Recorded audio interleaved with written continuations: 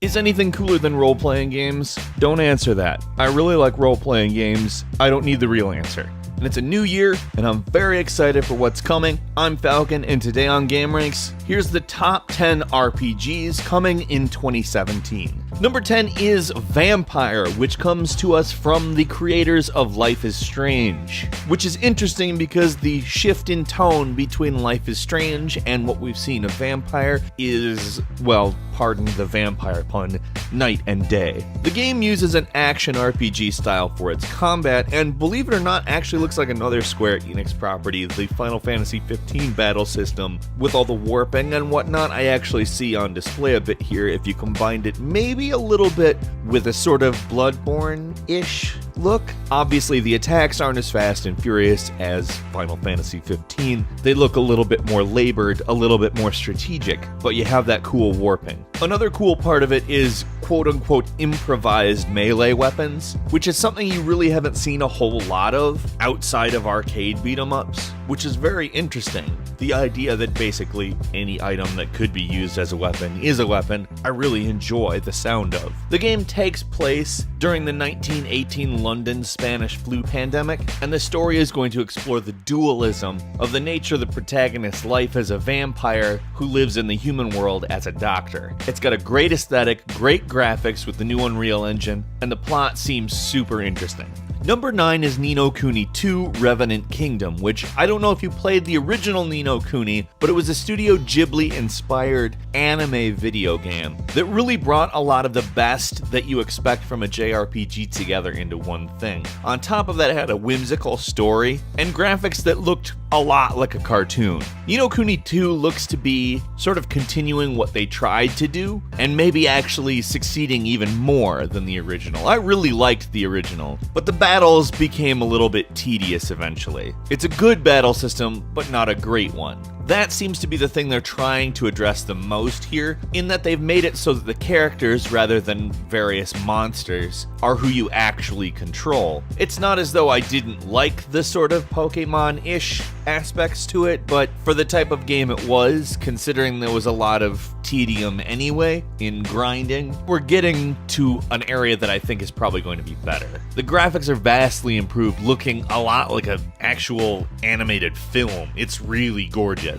The scenery is amazing. It looks hand-painted, not hand-drawn, hand-painted, and I can't wait to play this one. Number 8, Divinity Original Sin 2 brings a turn-based RPG experience that builds on the original Divinity Original Sin, which is quite a sentence by the way, in a manner that makes it very cool. For one, the drop-in, drop-out multiplayer is really fun, and who'd have thought that a turn-based co-op could be this enjoyable? It is though, and on top of that, it's gorgeous. This is a gorgeous game, and all we've played is the early access version, knowing that the full game is going to be coming out for PC and consoles with all of the episodes, not just the first act, is pretty exciting. The skill crafting system that they have in this game is a great idea. I know we've seen some of that before, but the version that we see in Divinity Original Sin 2, I'm really excited for, and I'm really excited for getting further in the story. The first act gives a ton of gameplay. It's easily 20 to 30 hours, and everything that I've played of it has left me really encouraged for the full version of it. Number 7 is Kingdom Come Deliverance, which is a first-person open-world classless role-playing game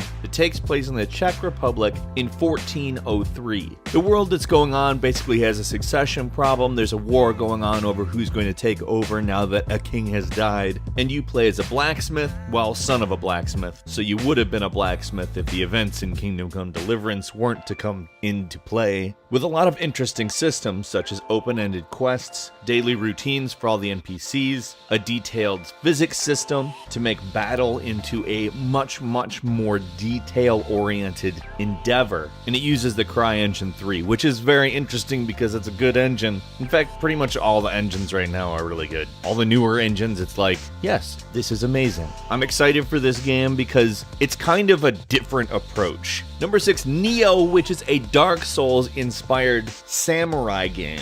The battle system essentially is meant to be the sort of strategic hack and slash that is present in Dark Souls, but you also end up seeing a lot of influences from the Onimusha series, as well as obviously stuff from Ninja Gaiden, because Team Ninja, the developers of the game, obviously made Ninja Gaiden, and hopefully the best elements of that are retained as opposed to maybe the worst. This game has been developed for a very long time and started in 2004 as an unfinished script by Akira Kurosawa. This game has been everything from a traditional JRPG to a Dynasty Warriors style game to now a full-blown action RPG along the lines of what is mainstream in those genres currently, namely Dark Souls, but intends to take the Dark Souls style of tough, strategic gameplay and simplify it just a bit by incorporating elements of Ninja Gaiden into the combat. I'm really interested in it. Personally, Team Ninja, I really like, even though they kind of fucked some things up, but Ninja Gaiden is really fun in its own way.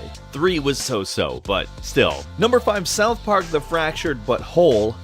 That's a ridiculous name. The Fractured Butthole continues building where the last South Park game left off, a sort of Final Fantasy style battle system that has been expanded with location-based things, one could say similar to the Final Fantasy Tactics style of play, still maintaining elements from the original battle system.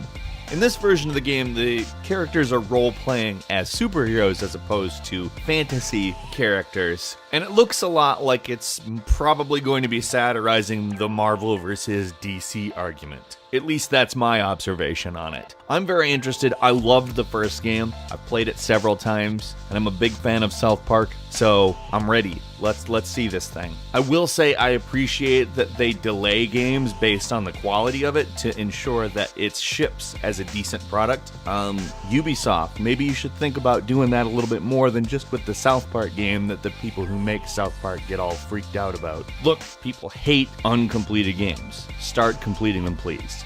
Number 4 is Horizon Zero Dawn, which is a post-apocalyptic game where you're sort of a hunter. It looks a lot like it might not be futuristic until you see what you're hunting. It's big robot animals, and it looks like the machines won, so to speak, during the course of the apocalypse. And it's a game that I personally got very excited when I first saw it, when they announced it and showed all the footage from the sort of early version of the game, and in a lot of ways sort of subverts a lot of the tropes that we've seen in a lot of video games, sort of giving us a situation that is lush and colorful and beautiful, but because humanity lost. The machines won, and yet the world is pretty. It's interesting to see, to say the very least. I'm excited to see exactly how that fits into the story, and I have to say I'm more excited about this than anything that they've done with Killzone. Despite the fact Killzone is a very quality franchise, it just looks like they finally found like a super original thing to be passionate about, and I'm very excited. Number 3 is Nier Automata, which is a sequel to an interesting game that mixed a lot of different gameplay styles into an RPG-type game, and itself was a spin-off of the Dragon Guard series taking place 1,000 years afterwards. Nier Automata takes place after the 4th ending